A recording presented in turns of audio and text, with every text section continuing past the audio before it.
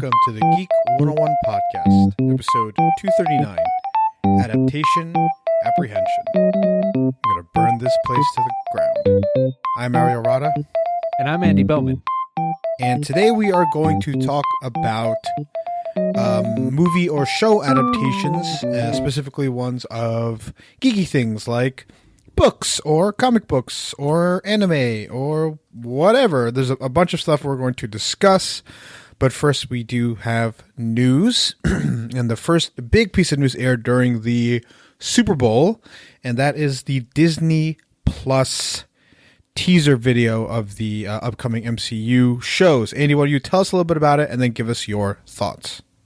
Okay, we open up to a Disney Plus logo. It then shows us Captain America's shield. And what's this? Two big, strong hands come up and grab the shield and throw it at a tree. Because that's what Captain America's shield is now. It's a tree-orang. Sure. And then we get a little weird montage of what looks like sitcom sets, except it's Scarlet Witch. She says a few things to her love interest, Vision, and then it just shows Loki after some action clips, and it shows Loki by himself saying one line that was probably recorded 2 years ago when he recorded his stuff for Avengers. Yep. So, of course, like you said, Andy, we have Falcon and the Winter Soldier. We have the WandaVision show. We have Loki. One of the things that really caught my attention was that quick scene where we see U.S. agent on a football field. Yeah. I really, really like that. That's exactly the type of propaganda and marketing that the U.S. government would be doing with somebody who they are trying to use to replace Captain America. Okay, well, for me, what I liked the most, I actually liked the montage of sitcom sets with Scarlet Witch. This really is telling me that WandaVision is going to be weird. Yeah, that I think for sure has the most intriguing plot. I guess you can say Loki, but I'm very much more interested in WandaVision because you kind of think it's going to be a House of M adaptation. You kind of think it's going to be a a Tom King's Vision adaptation. But you're not quite sure what's going to happen. I do like the visuals. I do like seeing her in her costume. That was cool. I would be very, very disappointed if we don't get a Full House joke in there. Everywhere you look. Considering the relationship of Elizabeth Olsen, of course, to one of the stars of that show. It all looks great. And what really encourages me is that it looks like MCU films. So they're putting the money and the production value behind it. Yeah, and getting to see Anthony Mackie kind of practice, target practice with the shield, that was really cool. I really liked that. The idea that this isn't just a thing that he picks up and knows how to use. Yeah, and it really sets up a cool conflict, hopefully a very simple conflict where Cap wanted Sam to be the next Cap. Bucky gave the blessing, I'm sure, beforehand, right? There's a lot of speculation behind that. Bucky probably doesn't deserve it. He feels like he doesn't deserve it. And so, I'd love there to be so much backlash in the Falcon trying to be Captain America. I really, really hope that they have black people in the writer's room there to kind of push the truth of the matter, what the truth of the matter would be, that a black Captain America would certainly draw the ire of many, many, many Americans, the red-blooded Americans out there. But people who didn't like the Super Bowl halftime show. Sure, yeah. One thing I also kind of want to say, man, I'm just really hoping that Thunderbolt Ross has a lot to do with this and is like just the sleaziest like guy who like maybe we find out that William Hurt's character is racist or something. Like that'd be really cool. Yeah, yeah, that definitely fits the bill for that type of character. The hypocrisy behind him that was super prevalent in Civil War, and I don't. So here's a concern with like the Russos. I don't know if they know how hypocritical that scene is, right? Do you like there's a chance they don't? No comment. I really don't know. Yeah. Anything else about this? Oh, by the way, there is a rumor out there, it has not been confirmed, that Owen Wilson has been cast in this Loki TV show. And I only have a one-word response. Wow.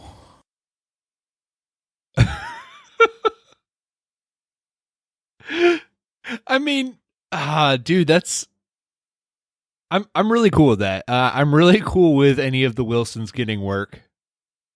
Okay, Luke Wilson will be in Stargirl. Yeah, I know. I'm excited. I'm looking forward to Stargirl, Ariel, because I haven't given up on DC television yet. Well, that's your problem, not mine. What camp are you in? Are you Camp Luke or Camp Owen? If you were to be in a camp. If I was to be in a camp, I'd be in Camp Andrew. Okay, let's move on here. The most unappreciated of the Wilson brothers. Okay. In regard, is there any? Let's move on anyway. What is another piece of news we might have here, Andy? All right, Ariel. We have got kind of confirmation that Transformers is coming back in the movies. Right. So from what I've heard, I only heard this on the Weekly Planet, who said that somebody else reported it. I don't care. We're not big enough that we have to, source every little thing we talk about. That there are 2 separate movies being written. That is correct, and one of them is rumored, Ariel. It's rumored to be the thing that I care about the most: a Beast Wars movie. Yes, that is one of the rumored movies there. I would love to see how this franchise goes without the stink of Michael Bay on it. And Bumblebee was pretty good. Right. And this is also kind of this has been a reboot heavy week in news. We got the news that there's going to be another Lethal Weapon movie. They're remaking The Thing. John Carpenter's The Thing, but they're going like a sequel. Right, but they're going back to the original book / short story. Right. Who goes there? So, I hate to say it, but Bad Boys for Life doing so well at the box office. This is, expect this for the next few weeks, guys. Expect, announcements of reboots from old franchise, because Bad Boys for Life just proved that a 20-year-old franchise can still get some money out of it. Yeah, I'm just sitting, waiting patiently for my Rush Hour Shanghai Noon reboots. I think that's it for the news. It's not a super heavy news day. Were there any other trailers you felt piqued your interest during the Super Bowl? Not during the Super Bowl. I'm still... There was this sci-fi movie with Jesse Eisenberg. I forgot the name of it. That piqued my interest, but that was just a trailer I ran into. Okay. Yeah. Oh, that was so specific. We have to mention, of course, the Fast or F9 trailer. Yes. F9. I don't know what it's actually called. Of course, the 9th entry in the Fast and Furious franchise looks as technically the 10th. Sure, that movie was terrible. Looks as wonderfully bonkers as every other installation since Fast 5, but really they are just running out of ideas. The John Cena is Dominic Toretto's brother thing is just so bad. Like I think in an early iteration of the script, it would have made sense if it was like Hobbs' brother, right? That's the only thing to me. There's like, oh man, we wanted to make him Hobbs' brother, but then Vin Diesel and The Rock just don't get along. I know it doesn't make sense. We'll make him Dom's brother. Like, there's at one point Charlize Theron's character, whose name I will not learn because the movie makes no sense. She's like, you've trained your whole life, expert driver, assassin, super soldier, and you've been trying to catch up to Dom. I was like, oh yeah, Dom, the guy who was stealing VCRs in the first movie. I don't understand. I don't need to understand. It doesn't make sense, and I'm just going to enjoy the ride. Hey, Ariel. So I think about 2/3 of the way through the trailer, I said out loud. I said this out loud. I goes, well, there's not that. The stunts aren't that crazy, so maybe they're trying to tone it back a little bit. And then they reveal the car with the rocket engine strapped to it. And my wife could not stop laughing that I had just said, out of the, like, really wondering, like, oh, maybe they're going to like try to go for a slightly more grounded take, and then just immediately rocket engines, followed by a car playing Uncharted 4. Oh, the car thing to me was the most ridiculous. I'm pretty upset that they showed it in the trailer. They need to relax with these trailers. They need to really slow down. That would have been like a mind-blowing experience watching that in the theater for the first time. Ariel, sure. Speaking about we had our discussion episode a little while ago about trailers and how you shouldn't show the last third of the movie at all in the trailers. Mm-hmm. Well, Ariel, I just saw a movie that was pretty good, but very much broke this rule, and that was 1917. But that's not, I mean, go on. Well, but it really ruined the experience because I was waiting for this big action sequence, and clearly that's gotta be like one of the final action sequences, right? Like a rope car? Or a car grabbing a rope from a rope bridge in its tire. Yeah. And I'm speaking about this like the car has anything to do with it, that the car has any kind of thought. Yeah. I don't quite know what, they didn't quite have, they had this problem with Fate of the Furious where they didn't have that final scene that we never had a clue what was going to happen. People are so in on this franchise. Like, if you're in, you're in. We just need to be teased. We don't need to be shown anything else. So it is frustrating. I'm super excited. We're definitely going to review it. It's definitely going to be ridiculous. And yeah, so let's move on and talk about adaptation apprehension. Basically, we are going to talk about films or TV shows that were adapted from previously existing properties, and how most of the time, I think I feel very comfortable saying most of the time, it just doesn't work. So Andy, why don't you define things for us? We're here at GEEK101. We are both educators. Why don't we start with some key vocabulary here? What is an adaptation? All right. So an adaptation is when something is taken from one medium and transferred to another. All right. So if it's in this like same medium, right? If you're adapting a movie again, that's not really an adaptation. That's a reboot or a remake, right? You want to go from one medium of storytelling, book, comic, painting, whatever, to another medium, film, TV, animation, even like stage play. That's an adaptation. But sure. What an adaptation also isn't, though, is like the Lego movie, where you're really just throwing, licensed things into a weird medium. Like Joker. Yeah. Just throwing things in to a medium. Yeah. So this is what I kind of really wanted to talk about, because we've got all these adaptations coming up, and this could be really interesting but basically going from one medium to another. And this is why it's different from a reboot or a remake.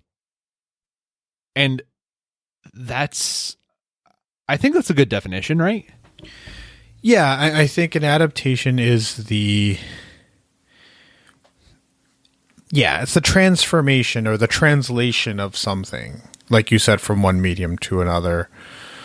I think it's important to, like you said, it's really important to distinguish the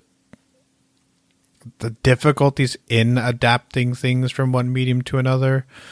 Like if you have like a movie, right? And you're like, hey, we're going to adapt this into a 10 episode Netflix series. That of course is way less difficult than adapting a 500-page book into a 2.5 hour movie. And I think we'll have to talk about some impossible adaptations, films that were previously deemed impossible to adapt. Of course, something like Lord of the Rings, I think, was very clearly spoken of in the impossible to adapt camp, and of course, it has since been done and done quite successfully, if I may say. What direction do you want to take this conversation, Andy? All right. Well, I think what we should do, we should talk about how adaptations are done well. You know, because when we talk about a good adaptation or something, like what that actually means. Talk a little bit about some recent adaptations that may or may not have been successful.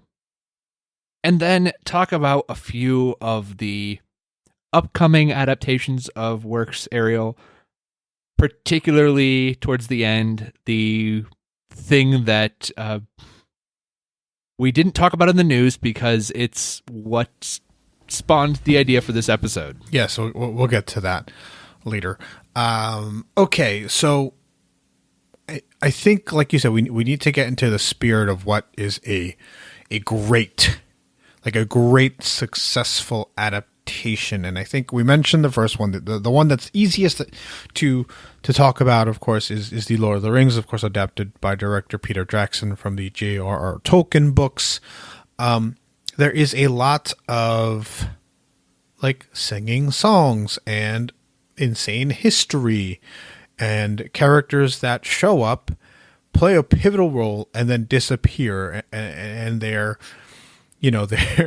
total quote unquote screen time in the book only measures up to maybe less than 1% of that trilogy, and yet they were able to get to the crux of what made those books so successful and create films that were just so beautifully crafted. Andy, what are your thoughts on the Lord of the Rings and specifically how they were adapted? Okay. So, first of all, the Lord of the Rings movies do not have Tom Bombadil. And the Hobbit movies, they also, what's his name? They did have the big wolf guy. I don't remember his name, but that was another one where it's just like, this is a strange thing that we're doing here. So I have not watched Lord of the Rings movies since they were in theaters. Oh, wow. Yes. Return of the King in 2003 was the last time I saw a Lord of the Rings movie. I have not read the Lord of the Rings books since then. I have read The Hobbit multiple times because I love The Hobbit. And the less said about those movies, the better. So I really don't feel qualified to talk about how Lord of the Rings was adapted. I just remembered it didn't have Tom Bombadil in it, so Peter Jackson, you get an F. Okay. Andy, you are no longer on the podcast, so I'll talk to you never.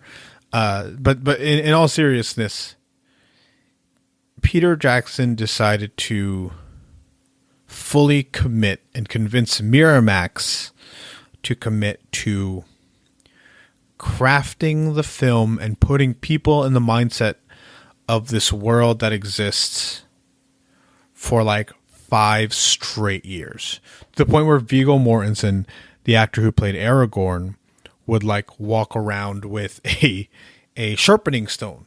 And when they'd be going around New Zealand for like dinner and stuff, he would bring his sword and sharpen his sword around. He was like, it was a strange fusion of character and actor, and not, let's say, method acting.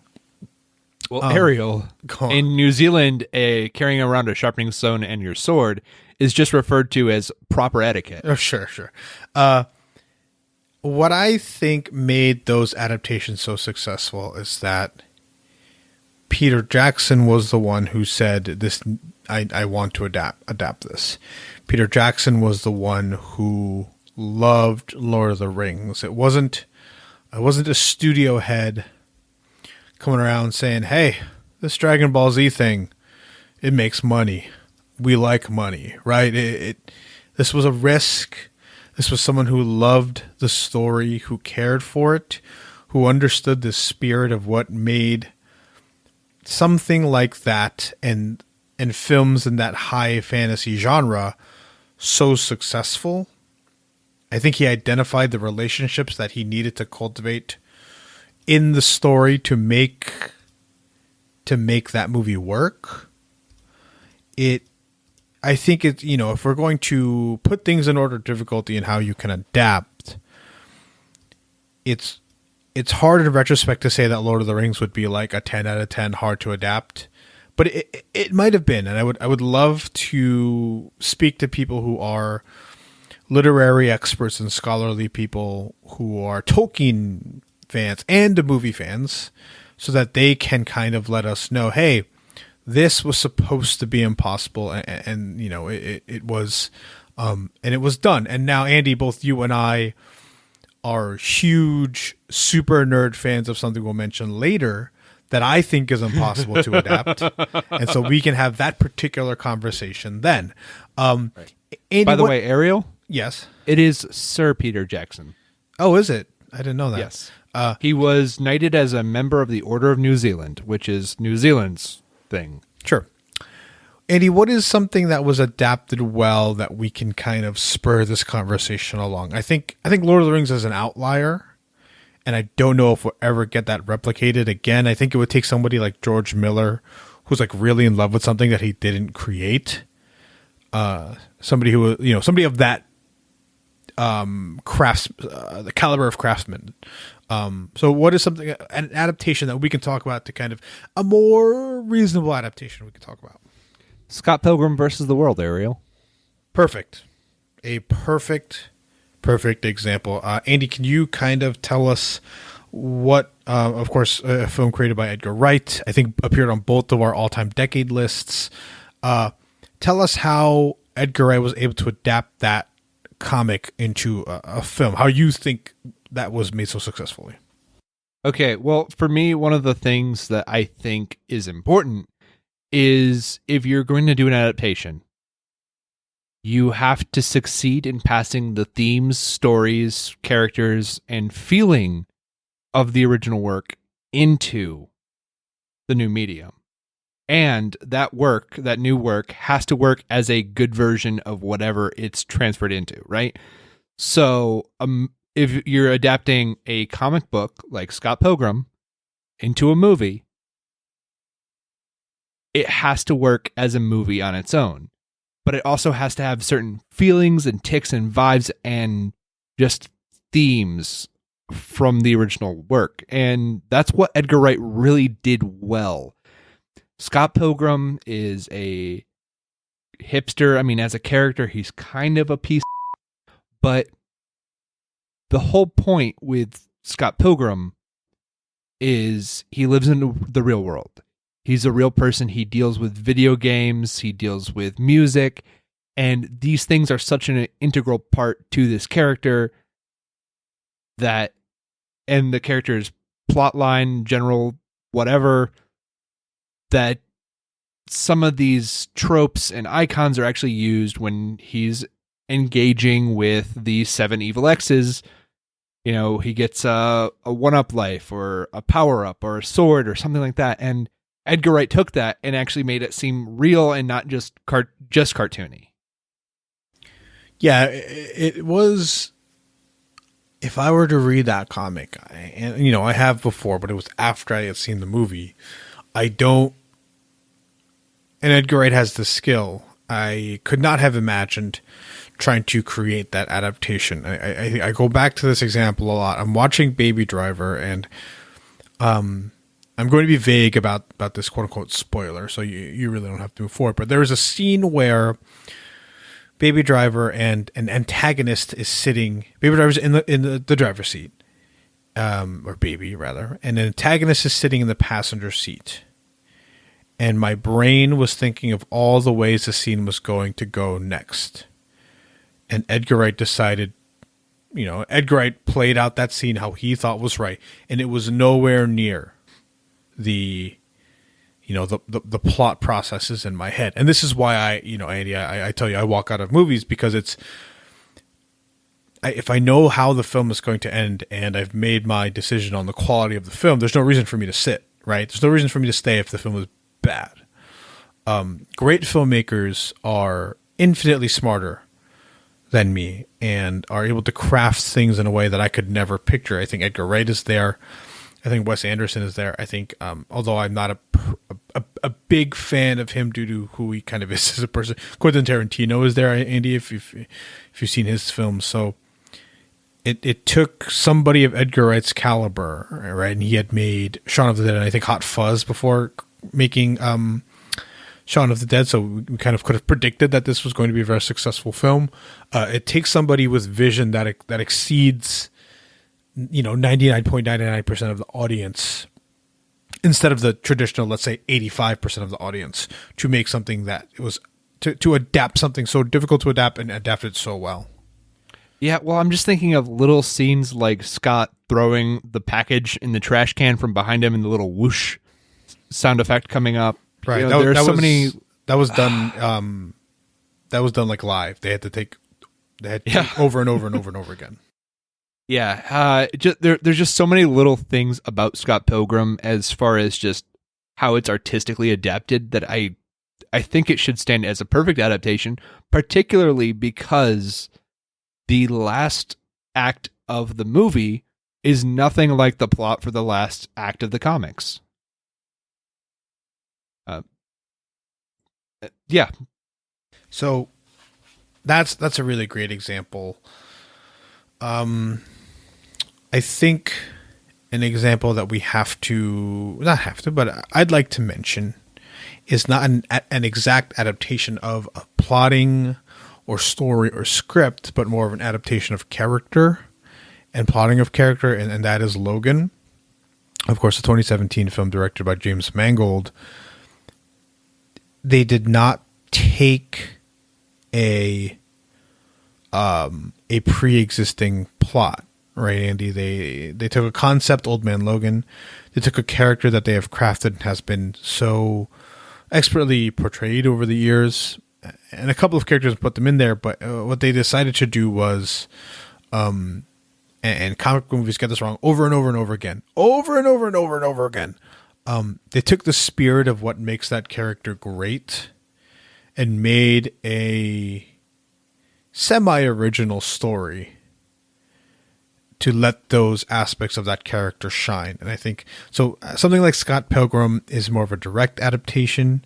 Something like Lord of the Rings is an abridged adaptation, and Logan, of course, is like a spiritual adaptation. What are your thoughts on Logan? Do you think that's a good example? Ah, man, I really don't know, because I feel like I mean, Logan is amazing, but I feel like there's too much unique factors going into the movie itself that I don't know if that's necessarily an adaptation. I do think that there's some of the themes from Old Man Logan about, just regret and getting older and really being remorseful for things that have happened and not knowing what to do. Yeah. But I want to use that character as an example. And while it did take aspects from Old Man Logan, and it took aspects from like X-23 storyline and the Marauders and blah, blah, blah. It's a shining example of like a comic book adaptation. I think you want to take The Winter Soldier is a more direct adaptation, of course, of a storyline, right? But it really understands what made every character in that film successful, and it was uncompromising in their portrayals of the characters and their flaws and strengths. I think Logan does that with the Professor and of course Logan. I think Winter Soldier does that with maybe not Sam, because they don't Falcon rather, because they don't give him too much to do, but certainly Captain America, they take a couple of scenes, right? Bucky, they take a couple of scenes from the comic books. Maybe that's a better example. Yeah. Logan seems to be too abstract for me to really consider an adaptation. It was nominated best adapted screenplay, but then so was something else. We'll get to in a little bit. Yeah, I really, really do like Logan. I think that this shows you that James Mangold understood the character, right? Which is what I was getting at. Yeah, right. And that's the thing, is things don't always adapt perfectly to another medium. They don't always go to the big screen very easily, and understanding what also makes a good movie by itself and how to adapt that, and change Logan to be a slightly better on screen than just the book, right? Or seeing Logan actually go ham for the first time, that was great. Yeah, and I think it's important to mention that most great adaptations allow for the medium to shine in those adaptations. If you're watching a 3-hour movie, right, with the first Lord of the Rings movie, at no point in that movie can you insert Tom Bombadil and have it make sense.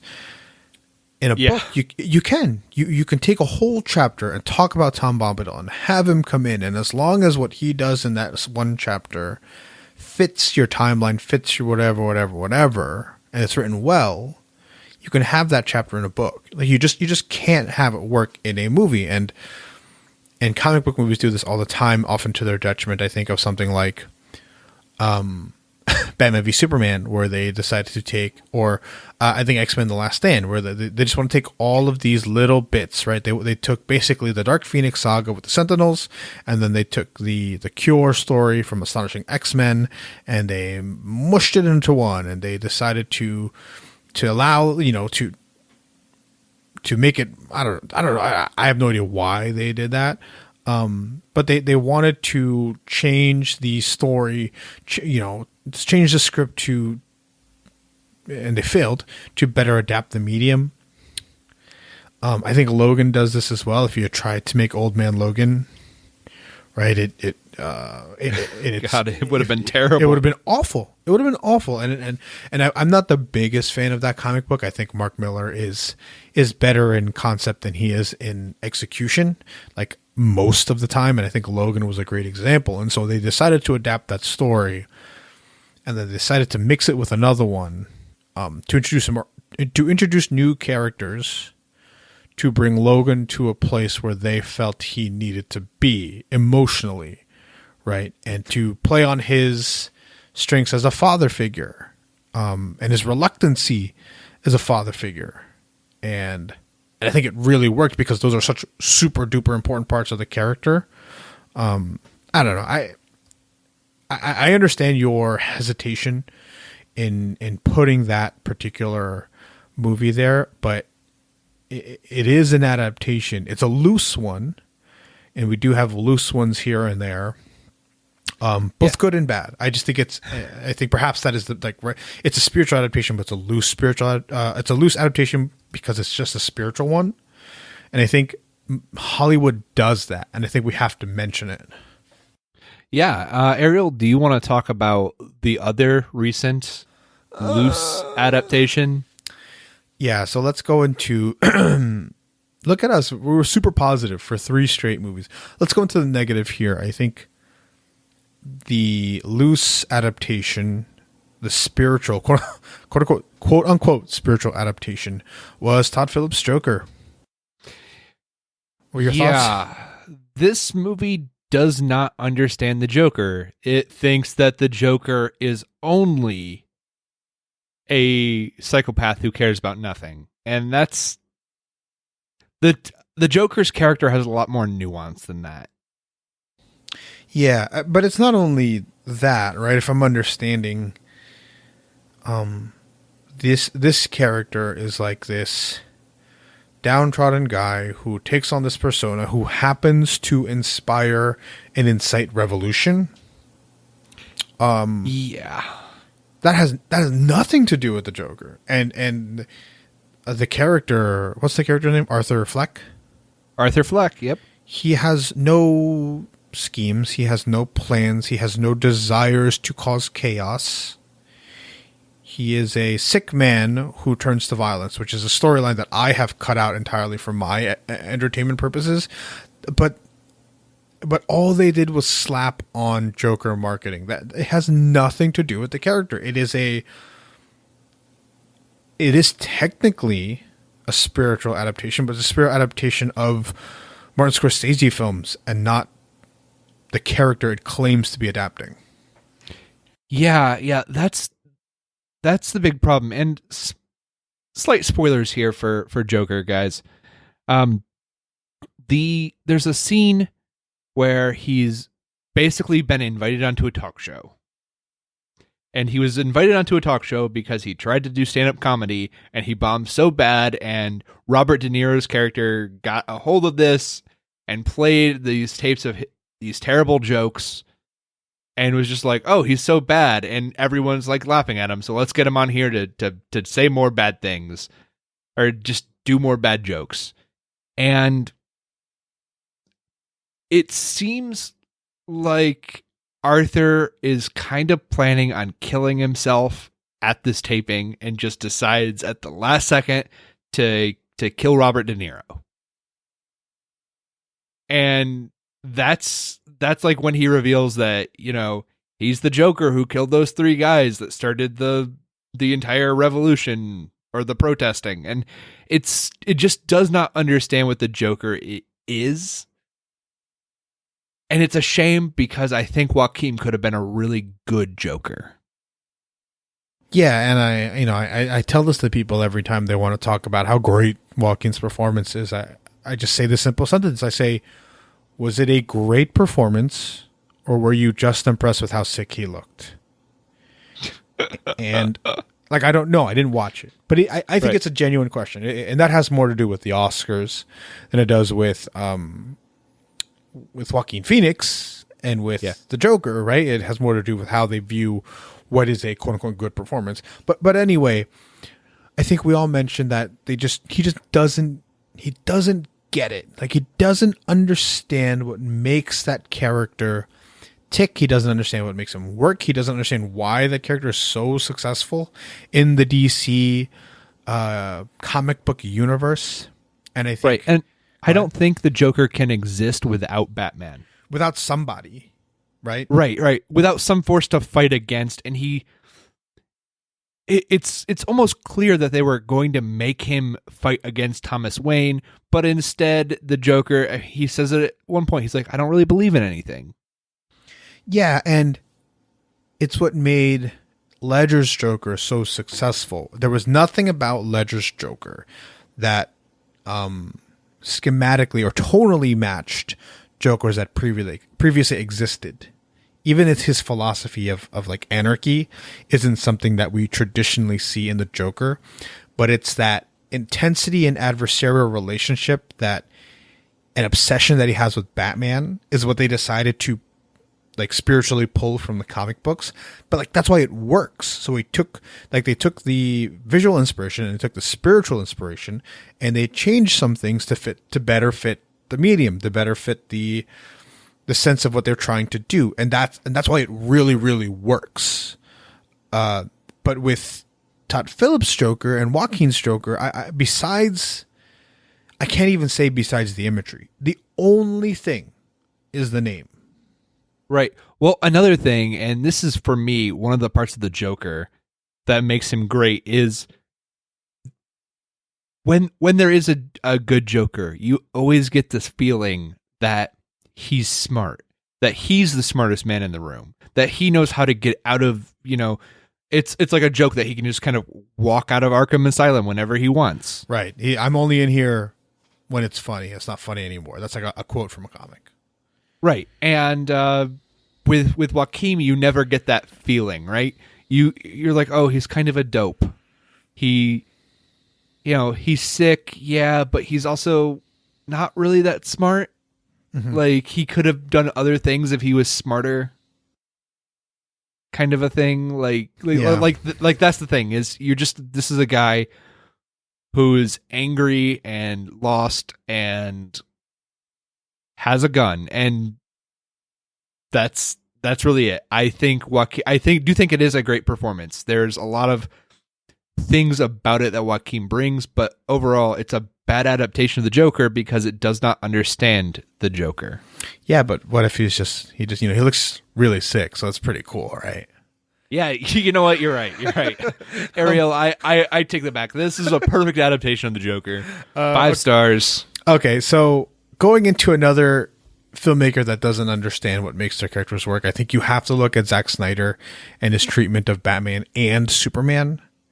That guy has no idea how those characters work. He has come out literally with the quote that says, like, he doesn't like having two people in costume like talking on screen.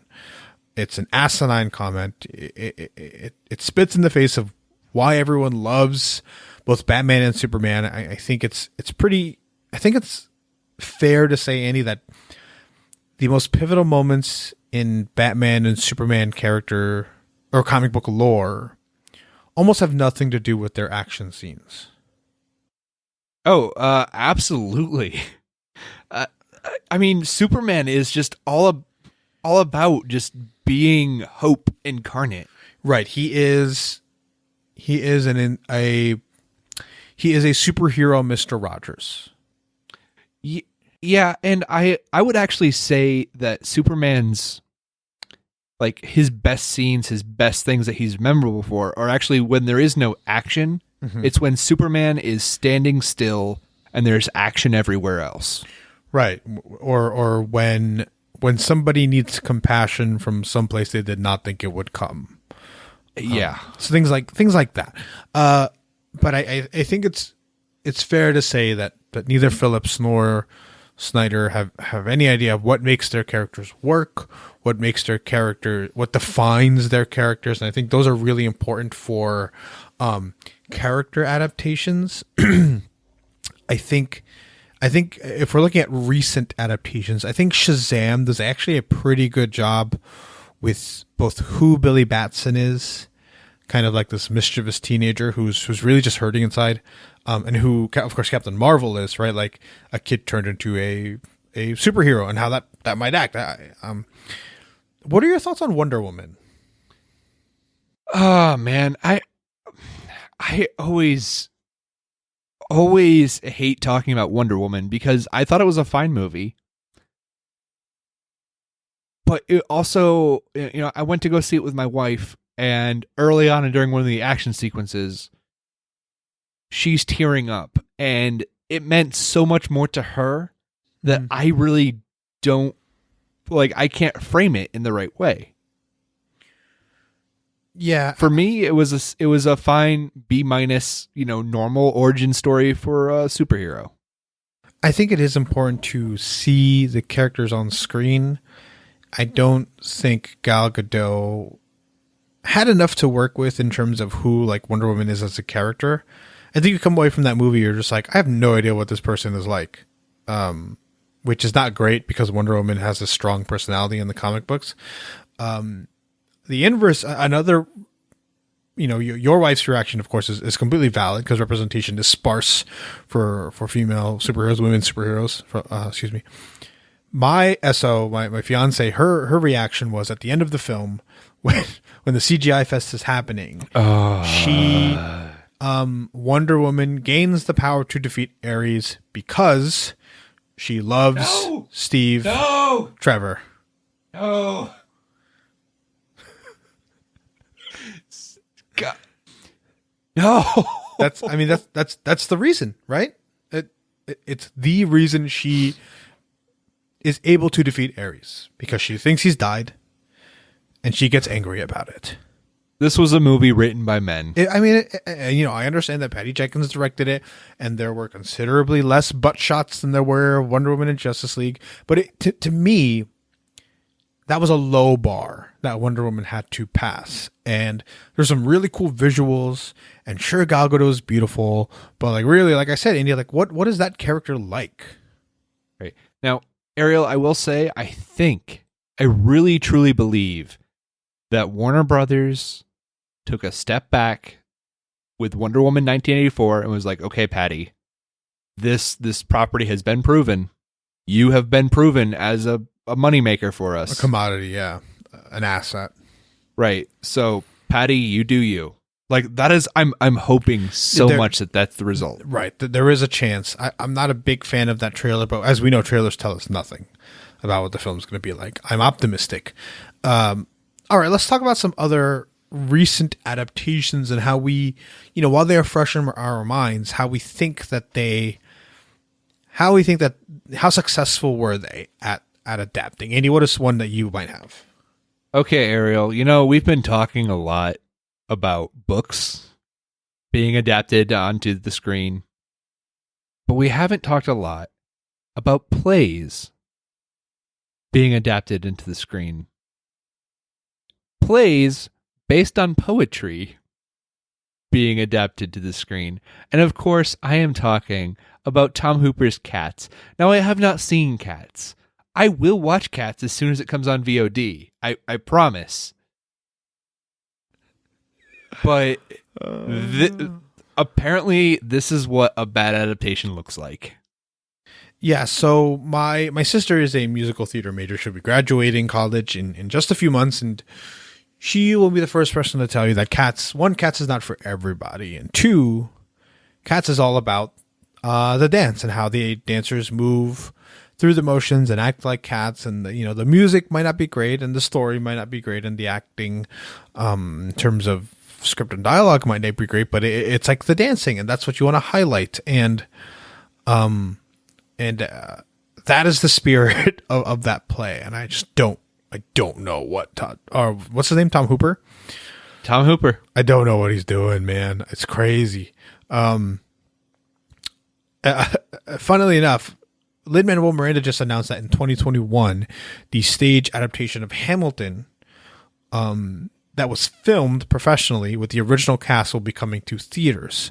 So that's a fun thing, and that is a musical adapted from a book. Took the storyline, took the spirit of the characters, and translated it into a completely different medium, and made it very, very successful in that medium. That's just interesting. Ariel, you are aware that it was based on historical events, right? Well, yes, but it's also written, just a book by Ron Chernow. So I didn't know about there actually being a book, but I just really wanted to make sure that you knew. Oh, you didn't know about the book? Like the story is he was in an airport and saw a copy of the Alexander Hamilton biography by Ron Chernow. It's like 1,300 pages. I've tried reading it 3 times, and I've gotten 8 chapters in, and I just haven't had the mental fortitude to get past any further than there. It's a lot of words, but yeah, it is a book, and he's based it off of kind of Chernow's views on Alexander Hamilton, which are a little more favorable than many other people's. So, there's that. Awesome. Yeah, but Ariel, should we do a Cats episode for the patrons? No, Andy. Okay, you can do. Maybe. Yeah. If we get demand from the patrons, I will suffer through that, but only on VOD. I will not pay. I will not Ariel, it's gone. Okay, I cannot see it in theaters, even if I wanted to. Okay, all right. What is the other adaptation here that we want to mention? Well, you wrote down, and I think this is a great one to discuss, Dr. Sleep. We already talked about it. Listen to our episode of Dr. Sleep. Yeah, and Dr. Sleep is an interesting one. This is the classic book to film adaptation, and this one particularly struggled, I think, with figuring out the pacing from book to movie, which is a concern that we mentioned earlier, that something like Lord of the Rings was able to navigate so so excellently. And also kind of the plotting, the pacing and the plotting were the two biggest problems, I think, with Dr. Sleep. If they were to streamline it more, I think that movie ends up going from like a BB minus to like an A minus. Yeah. Ariel, maybe we should watch the director's cut sometime. I think that would be fascinating. Because, for example, Andy, all the effort they put into that one character, the one who looks like a young girl but is like 20 something or whatever, right? The one who scratches people and she's a pusher or whatever it's called. Like, that works in a TV show. That works in a book. But it's almost like introducing Tom Bombadil in Lord of the Rings. Yeah. I totally see what you're talking about. The director's cut for Dr. Sleep is apparently 25 minutes longer. Okay. I would like that. Mike Flanagan is the director of Dr. Sleep, and he is most famous for doing TV shows like Haunting of Hill House. And so that is where I think some of my, like, that's what caught my eye, thinking, he is good at adapting books to TV, because in a 10 episode TV series, 13 episode TV series, you can have an episode with like focused on the girl. You can have a standalone focused on Tom Bombadil. I think something like Westworld does this really well, where there's like standalone episodes every couple of, every 2 or 3. But that doesn't work perfectly to film. Yeah. Oh man. All right, Ariel, do you want to talk about the next one before we go into the future? Sure. I think a recent adaptation was of an anime / manga was Alita Battle Angel. And I think they went a little too literal in it. Cool visuals, if I'm not mistaken, but like story-wise and stuff like, and certainly character design in some aspects in regards to the main character, a little too literal. From page to screen. I didn't see it, so I can't really say. It looks kind of like body horror, though. Those eyes, whew. Oh yeah, creepy. Those anime eyes, a little too literal. A successful version of manga / anime to film would be Edge of Tomorrow, which is based off of a manga called Live Die Repeat, I think. No. It's called All You Need Is Kill. All You Need Is Kill, thank you. No, that's why I wanted to correct myself, because Live Die Repeat was the tentative title for the film. Live Die Repeat is actually the new title that Sony claims it is. Just whatever. Yeah. But yeah, that seems to be like a good version of this. You take the central idea, you take some of the imagery, and you take the concept, and then you adapt it and then you just try to make something good, right? Oh, hold on. Ariel, before we talk anymore, if you haven't seen Edge of Tomorrow / Live Die Repeat, watch it. Edge of Tomorrow is in my top 10 sci-fi movies? It's yes, very it close. I think it was, right? It was. Yeah. If not, it's right there. I think it is, though. It's amazing. I just know for a fact one listener has not watched Edge of Tomorrow. I know this 100%. Who is it? His name is Luke. Okay. Luke. I thought it was one of our I thought it was like Hassan or Sean or something. No. Oh, man. Hassan, Sean, you know what? Your homework is to go watch Edge of Tomorrow again. Okay. But let's look at some of the adaptations that are upcoming, and I think the first one we want to mention is something that we are a little excited for, and something we both love. I think did I turn you onto this, Andy? This Yes, you did, Ariel. Okay. It is the comic book Invincible, written by Robert Kirkman. I always forget, and drawn by Ryan Otley. We mentioned this just a couple weeks ago. Andy, what are your thoughts on this upcoming adaptation? Dude, I am excited. I'm excited for Stephen Yeun to do more voice work with a Robert Kirkman vehicle. Since he was Glenn, but I'm just excited for the entire cast. I'm excited for what I know is going to blow up the Twitter sphere when the twist comes. Oh, I'm so excited. I want to mention, of course, that Corey Walker was one of the original artist for it. He does have creation credit, but I think Ryan Otley is the artist. Ryan Otley and the colorist, whose name I'm trying to look up right now. Maybe it is Corey Walker. No. Mark Hamill has been confirmed as Cecil. Okay, that works. Yeah, I just don't, it looks, I'm sorry. What were you saying about the comic book or the adaptation before I got distracted? Sorry. I don't think that this could be adapted to anything else. I think the comic book is great, and I just know if this show catches on, Twitter is going to blow up when the twist happens. And it's probably going to be the end of season 1. Yes. The problem with trying to adapt this comic book series, it's a long-standing series, ended at like 140 something. You would need to have Man of Steel level visual effects, because the concept, right, is that this is a superhero comic book story that is trying to be more realistic with the characters and how these characters would actually kind of interact and how this world would actually be. Like, they're not sugarcoating anything. So when these Superman level characters punch a normal person without restraint, they literally get obliterated or punched through, and their guts are falling out, and it's bloody and it's brutal.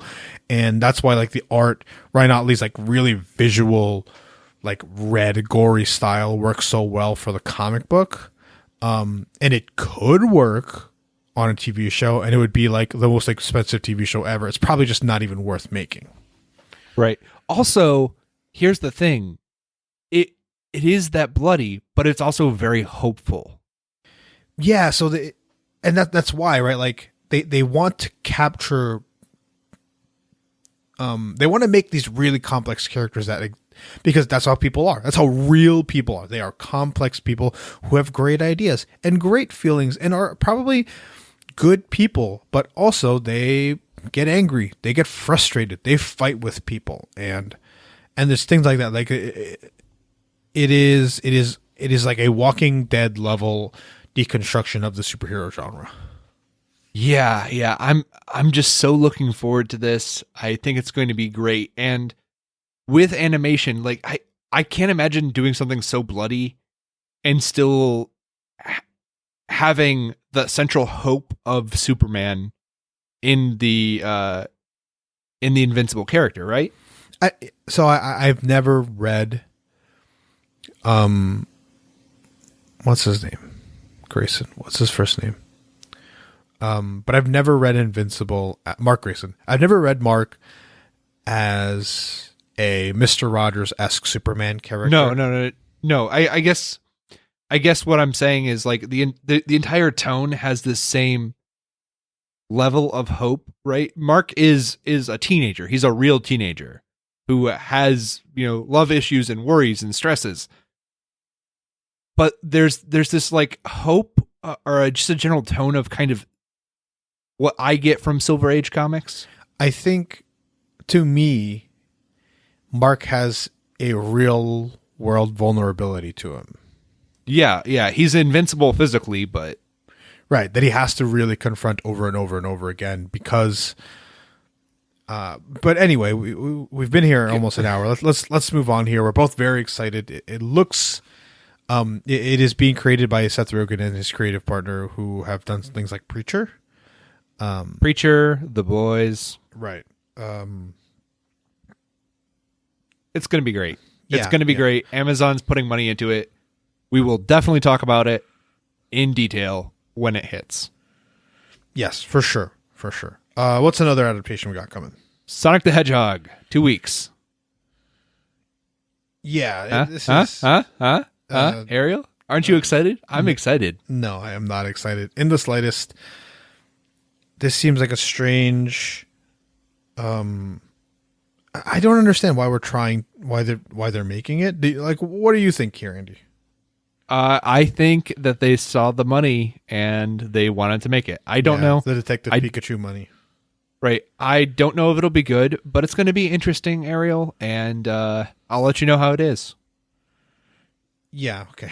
in real time, as I'm tweeting, as I'm like sitting in the theater, I'll just be like, I don't care. If you watch it anytime after opening weekend, it will surely be empty. An interesting adaptation coming up is Cowboy Bebop, of course, starring John Cho in the lead role as Spike. This is a Netflix series, right? This is a Netflix series. Yes, I think this can be very successful. My only concern is if they can, like, Cowboy Bebop is a cool show. It's the cool anime. I don't know if we can replicate that with live action people. Yeah, it's going to be really interesting, and this is really going to be a precursor for the next one because it's the same production company.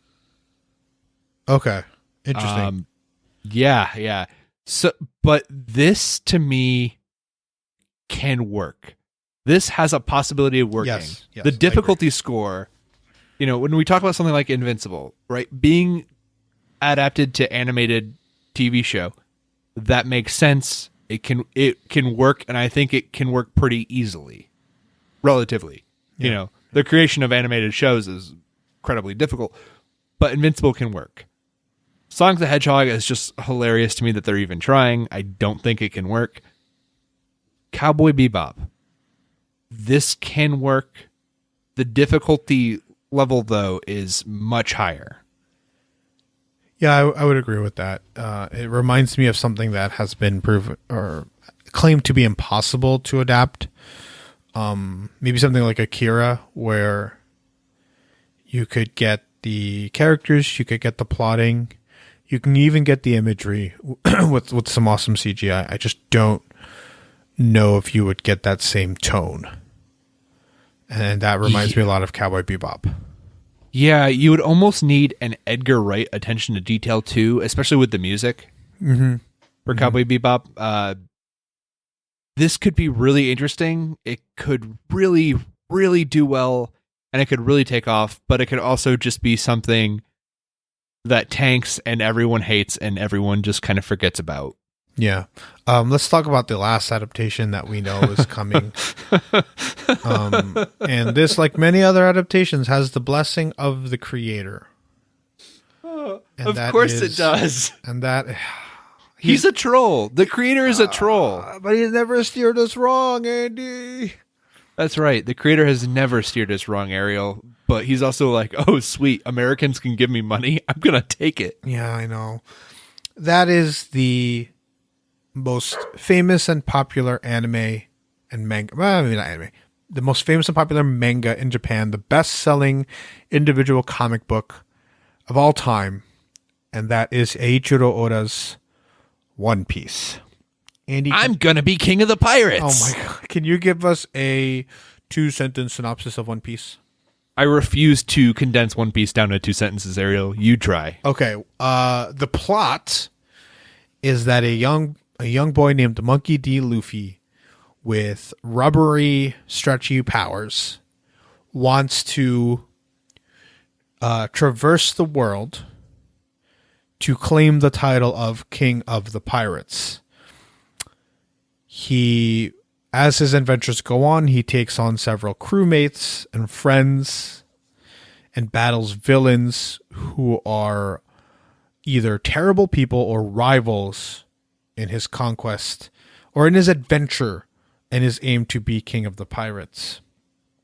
But Andy, can you tell me why and I think we'll go into this in a very specific episode. Like, well, what do you want to mention about this attempted adaptation? Our apprehension behind this adaptation. I don't see how the visual style or feeling and the abilities in this world can possibly be adapted to live action. Yeah. This is, if you gave me a minute to list all of the things that are impossible to adapt into live action movies, this would come to mind immediately. And I think, Andy, both you and I agree, right? It's the tone. The manga is so silly and so goofy, and it works because the characters are drawn when they're not, fighting each other, in a very silly and goofy way. Yeah, it's going to be really difficult. And the other thing is I don't want it to feel like, I just can't imagine this translating well. Yeah, so here, I think there's a way. There is a way. But there has to be a way. You would need someone like Edgar Wright. Someone like, this is a weird one, right? If you took Edgar Wright's filmmaking capabilities with Jackie Chan's sense of comedy and action, that is how you make this work. Now, you cannot just copy and paste the jokes from page or from anime to movie, but you can make Luffy the same type of character with different types of jokes, similar, but ones that work well in a film adaptation. And that is where the struggle is. Andy, have you seen that Bleach adaptation? I've seen bits and pieces of it. I actually do want to watch it. I think it could be a good adaptation. I watched it, and it is too one for one. It's too much of a one for one. And that is the fear with One Piece. There's a way to make Luffy into a young Jackie Chan-esque goofy, but incredibly proficient fighter. There's a way to tell the jokes. There's a way to get the tone, but you can't do that one for one. It will never, like the visual, some of the gags. I think once you get the chopper, this is a conversation that people have no idea what. Like once you get the chopper, I think a lot of the jokes start hitting a lot better because you have this really funny, goofy looking character, cute but like silly. But before that, I don't know. I don't believe it can be done without that magical person who I've melded into my mind there. Right. Also, Ariel, I'm just going to say right now, if they try to call him Zolo, I'm going to flip balls having to hear Zoro. His name is Zoro. I know the official English name is Zolo. I will lose my shit.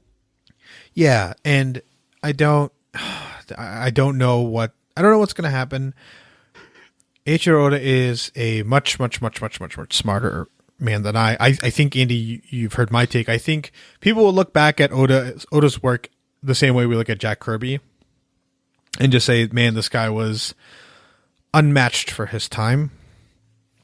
But live action is not going to be easy. This is in the, I've never read Dune and never watched anything by Dune, but in the way we keep saying Dune is unadaptable. This is one of the hardest things I could imagine trying to adapt. Yeah. Oh man, I'm looking forward to seeing what this looks like.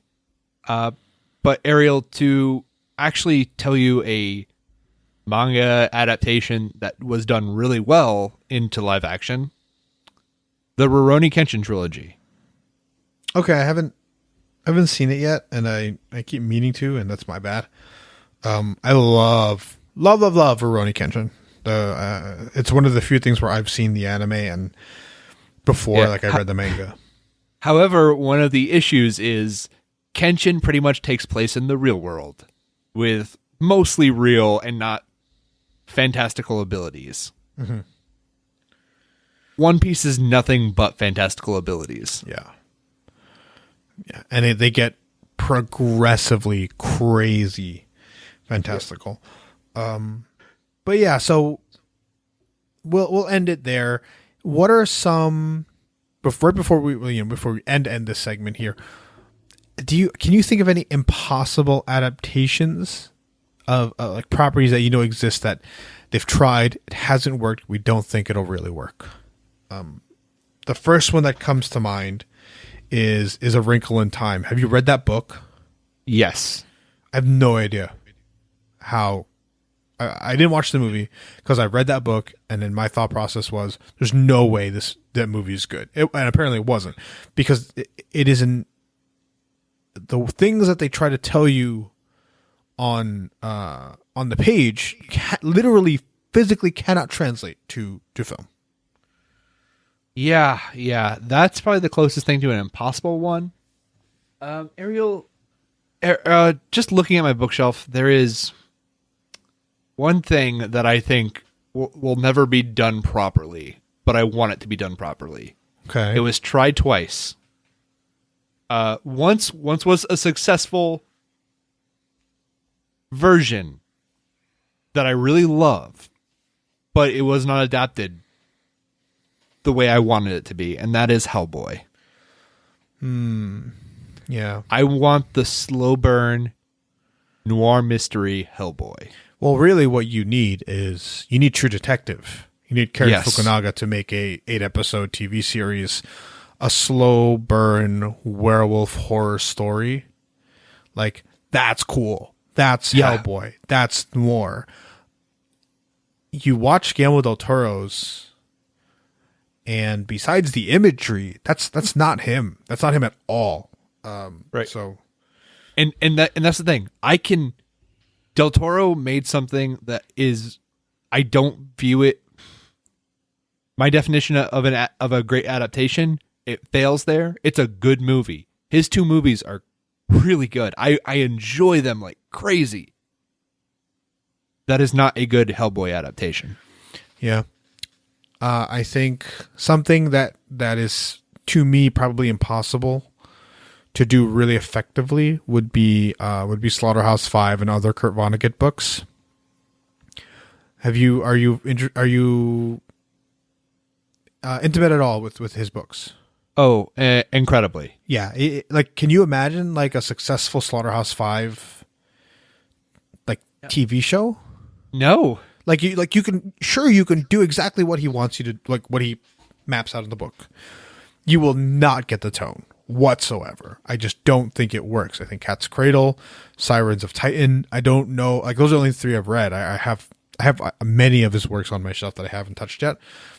I don't know if his style translates to screen.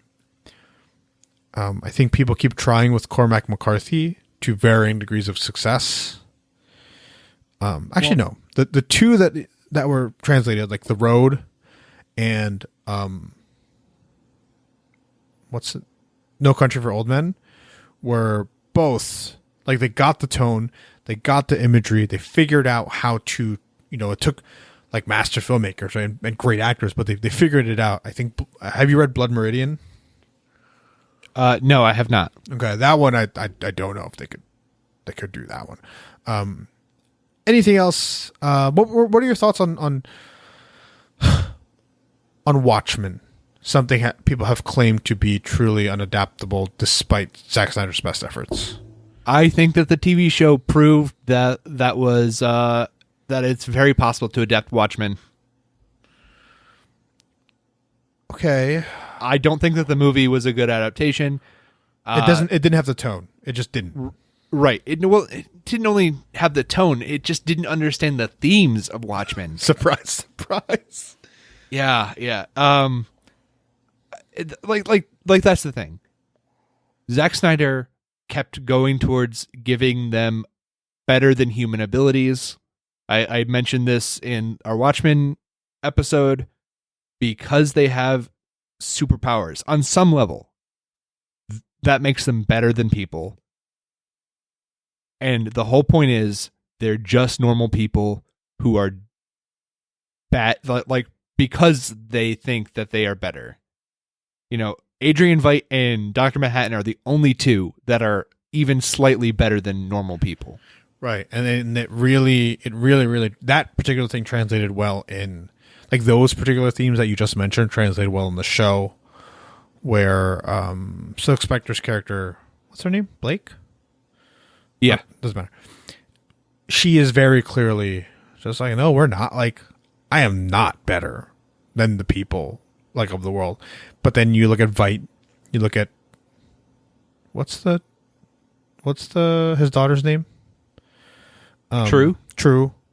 And of course, Dr. Manhattan, and they are very clearly super removed from humanity.